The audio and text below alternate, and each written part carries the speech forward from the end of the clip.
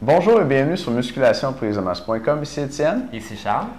Et sur musculationprisemasse.com, on répond à vos questions de musculation. Aujourd'hui, on a une question de Rosalie, mais juste avant, on va venir sur le dernier sondage. La semaine passée, Charles était en vacances. C'est vrai, je suis de retour cette semaine. Charles est de retour cette semaine, et comme on était avec Maxime Saint-Onge la semaine passée, eh bien, on a mis de côté nos annonces habituelles et on n'est pas revenu sur le dernier sondage qui était un sondage où on vous demandait de voter pour votre logo préféré.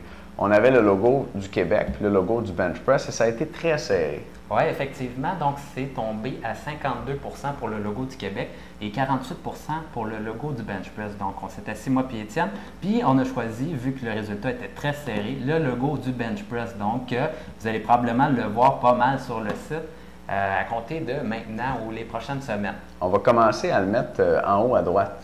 Puis là, en haut à droite, je me souviens jamais c'est quel côté. C'est par là. Ça va être par là, pour vrai?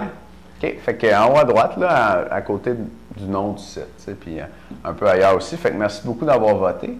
Et cette semaine, on a aussi un nouveau sondage pour vous. On se demande si vous lisez les résumés des vidéos. Parce que, on filme les vidéos, puis on prend le temps aussi d'écrire des résumés. Puis, mine de rien, ça prend pas mal de temps à écrire ces résumés-là. Fait que, il y a toujours l'introduction en haut du vidéo, il y a le vidéo, puis il y a le résumé en dessous. Fait que là, on ne se parle pas d'introduction, ça, il va toujours en avoir une. Mais le résumé en dessous, après avoir vu le vidéo, est-ce que vous allez le lire ou vous avez vu le vidéo, ne parle pas mon temps avec ça. Fait que, dites-nous si oui ou non, vous lisez le résumé en dessous du vidéo de ce qu'on dit dans la vidéo, ça nous ferait bien plaisir, puis peut-être qu'on va mettre un petit peu moins de temps là-dessus si vous ne lisez pas trop. Donc, aujourd'hui, question de Rosalie Saint-Amand. Rosalie qui nous a envoyé une vidéo super drôle d'un monsieur avec des bras puis des épaules énormes là, que je vais vous envoyer récemment. Fait que même si elle ne nous a pas envoyé sa question à travers le formulaire qu'on utilise d'habitude, on est prêt à y on va la lire quand même parce que tu nous as fait sourire, Rosalie. Fait que sa question, bonjour Étienne et Charles, je voudrais savoir si cette information sur ce site est vraie. Et là, elle nous donne une adresse.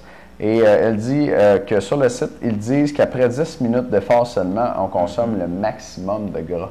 Ça pas pire, ça, 10 minutes de cardio, puis je consomme mon maximum de gras. Formule magique comme ça? Yes. Alors, pourquoi est-ce qu'on se fait toujours dire qu'on devrait faire des entraînements de 30-45 minutes de cardio? Effectivement, nous, on dit de faire des 20 minutes, en tout cas.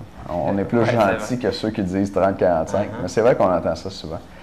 Puis Rosalie termine en disant « Merci énormément à continuer comme cela. » Merci Rosalie, on répond à ta question. Charles, qu'est-ce que tu en penses? Bon, donc Rosalie, la vérité là-dessus, c'est qu'il n'y a pas vraiment de moment ou de recette magique pour commencer à brûler du gras en particulier.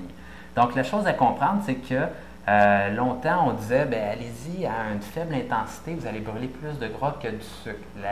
La raison pour laquelle on dit ça, c'est que quand vous êtes vraiment à une intensité incroyable, donc un sprint, où vous êtes en train de faire du bench press, vous utilisez particulièrement le sucre et non le gras, puisque le sucre permet, dans le fond, là, de donner une énergie le plus rapide, donner plus d'énergie au corps. Donc,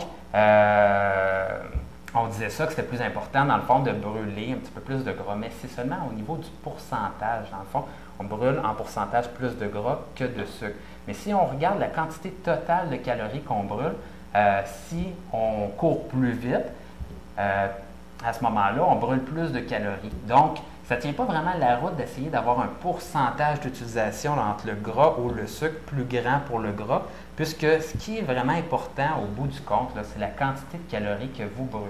Et si vous courez plus vite, et si particulièrement vous faites des intervalles comme on vous le recommande sur le site, vous allez brûler plus de calories. Donc, c'est pas mal ma raison pour ça. C'est bon. Puis effectivement, je pense que c'est l'essentiel qu'il faut retenir. Là. Pour brûler un maximum de gras, comme tu nous dis, Rosalie, il faut dépenser le plus de calories possible. Puis pour dépenser le plus de calories possible, c'est pas avec des 10 minutes que ça se passe, c'est avec des entraînements longs. Puis c'est peut-être pour ça que tu te fais dire qu'on doit faire des entraînements de 30 à 45 minutes. Plus tu vas faire de l'activité physique ou du cardio longtemps, plus tu vas brûler d'énergie. Plus tu vas brûler de calories, plus tu vas perdre de gras. Ça, c'est pour brûler un maximum de gras. Mais si tu veux être efficace dans ton entraînement, si on veut, tu es mieux de faire de l'entraînement par intervalle où là, en moins de temps, tu vas en brûler plus. Mais c'est sûr qu'en quantité totale, si tu cours un marathon, tu vas brûler plus de gras que dans un entraînement 20 minutes d'intervalle. On s'entend là-dessus. Fait que, le seul moment, selon moi, que ça vaut vraiment la peine de commencer à faire, par exemple, des 30-45 minutes de cardio, c'est si ça vous tient à cœur, dans le fond, de vous améliorer pour une performance, par exemple, un 21 km ou un marathon que vous préparez bientôt. Sinon, si vous faites juste vous entraîner, faire du cardio pour essayer de perdre du poids puis vous mettre en forme généralement, dépassez pas le 20 minutes de cardio. Je vous en supplie, passez pas vos journées sur le cardiovasculaire. En fait, si vous faites des longues périodes comme ça peut être bon parce que vous allez entraîner vraiment votre endurance aérobie spécifique pour le marathon. Mais sinon, avec des entraînements courts, là, vous pouvez améliorer votre VO2 max, qui est la puissance du moteur, la puissance de votre moteur cardiovasculaire. Et ça peut se faire en 20 minutes là, avec des intervalles et réussir à avoir un très bon score à ce niveau-là. Voilà. Fait que Rosalie, j'espère qu'on a bien répondu à ta question.